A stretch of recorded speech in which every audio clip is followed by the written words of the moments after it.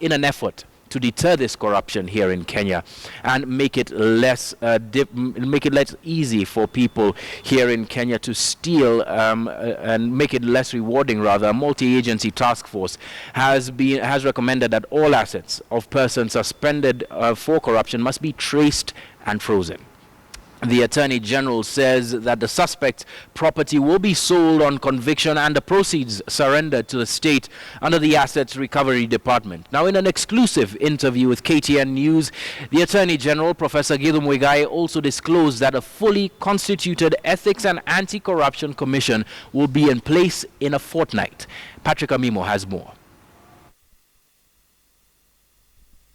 While receiving a report from an anti-corruption task force team headed by Attorney General Professor Githu Muigai Friday, President Uhuru Kenyatta said the success of the fight against corruption will be measured by the size of property recovered and the number of corrupt individuals who are successfully prosecuted and sent to jail. The Attorney General says an independent asset recovery agency will soon be created to stop use of corruptly acquired assets in delaying or frustrating justice. One of the weakest links in the fight against corruption in Kenya has been in asset recovery. We have identified that in our report.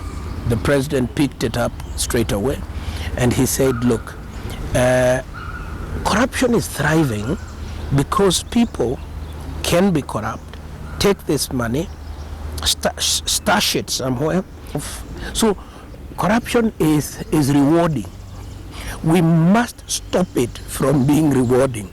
And the one way to do it is, number one, the minute we arrest a suspect, we trace and we freeze all his assets. All. It is for him to explain himself. When he is convicted, we sell them. We attach and sell all the assets and put on it. Professor Githu expressed optimism about high-profile convictions for suspects of Golden Bag and Anglo-leasing scandals, courtesy of mutual legal assistance from the West. As we speak next week, the chief Swiss federal prosecutor is coming here. We're going to spend 3 days with him. We are in contact with the American authorities over Anglo-leasing as well. We are in contact with the British. We are in contact with several other countries that say, we want to give you the material we heard. So we are in a very good space. We are in a very good space. I think you will be able to see some convictions very soon in some very, very big cases.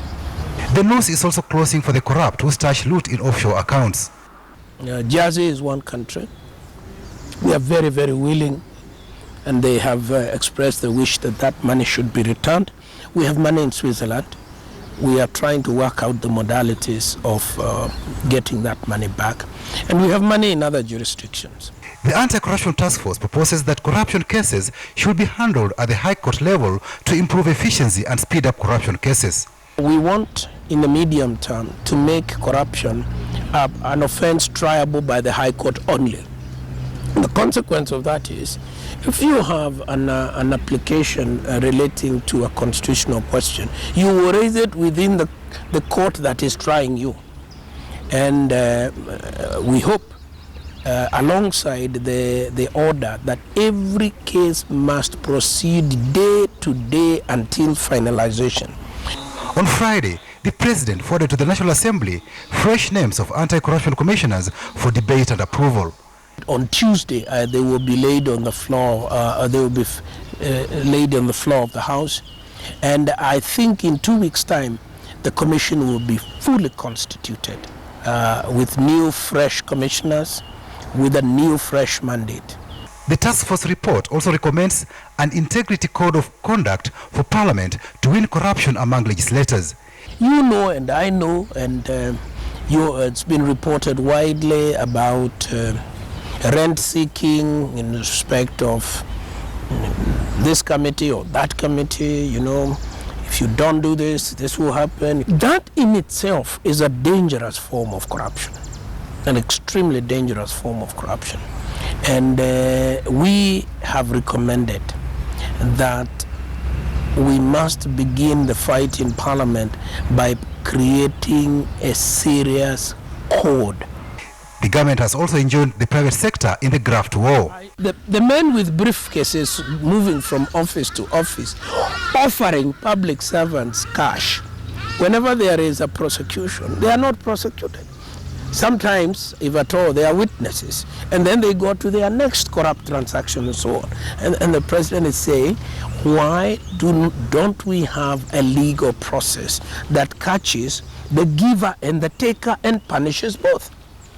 And this is the conversation partly we are having with the private sector. And they have drawn up their own bill, which is the equivalent of the American Corrupt Foreign Practices Act. Patrick Abimo, KTN News.